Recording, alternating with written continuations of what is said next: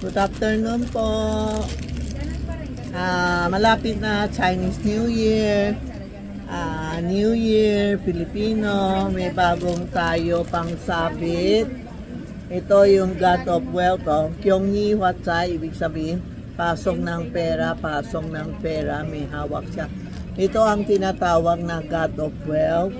Lalagay natin sa pagpasok mo, makikita mo siya.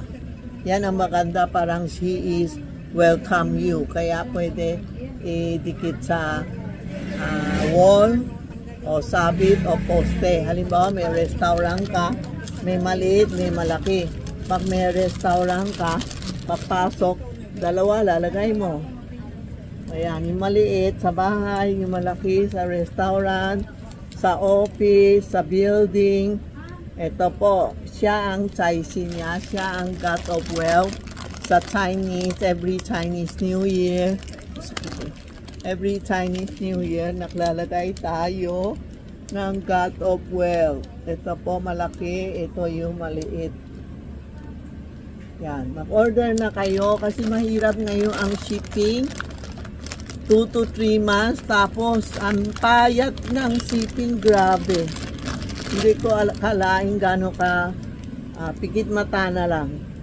Pag tumahat ang shipping, hindi ko naman pwede i-additional sa presyo. Magagalit ang customer. Sobrang mahal po. Kaya all price pa din bebenta natin.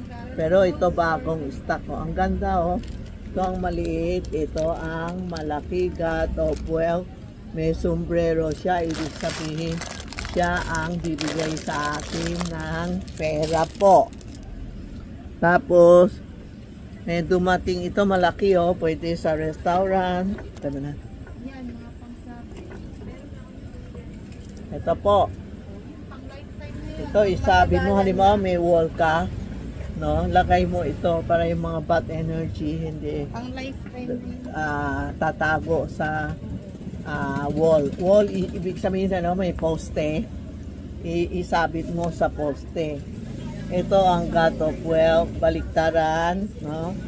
Nag-iikot siya. Oh, yan, oh. Yan, ang laki. Bagay sa poste, pwede sa office, pagpasok mo, makita mo. Pwede sa living room or dining room.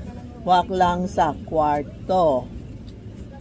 Kasi pera ito eh. Sa mga office, sa living room, sa dining room. Ito po, ha? Sakit kamay ko. O, yan po, ha? Ang laki, ho? Malaki siya. Kaya, meron pa iba.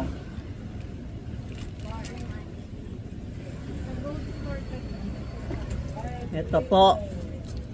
Ito yung Meow Meow Kitty. Ito yung kitty po. O, yan.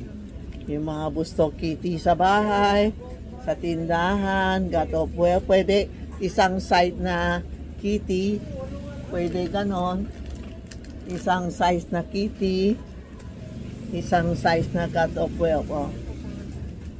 O, lalagay mo sa wall, sa restaurant, sa office, sa building. Pwede po. Para pag napasok, makikita mo, meron din tayo fish. Ista po. Ista. Ayan. Yan ang bagong nating natin malalaki. Kasi kunti-kunti, everyday, kunti-kunti dumating. Mamaya, meron kami money tree. Ito po. Maganda yun umiikot eh. Pagtapos ng ayaw nyo na, alisin nyo, gagawa ka ng ibang design. Ito po. Ito ang mga bago natin na money tree for Chinese New Year. May angpaw din kami, magaganda, no? Panood mo TikTok ko, YouTube ko, may angpaw ako. Magaganda mga angpaw ko. Okay. Kaya na ano pa? Decor.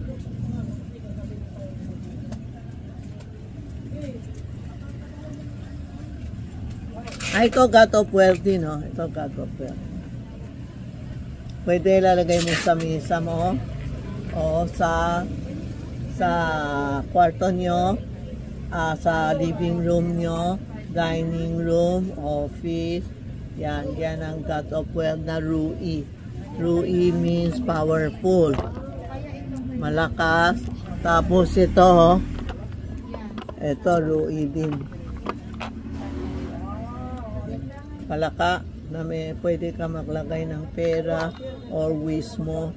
Ito ang pera ng Chinese gold bar. Ay, ito ano pa yun? Ito, lalagay mo sa tabi ni Santiago o tabi ng God of Wealth. Maraming siya pera. Maraming pera sa loob. Yan. Ito ang tinatawag natin prosperity basket na pangpera. Parang timbang-timbang ang pera natin po ito.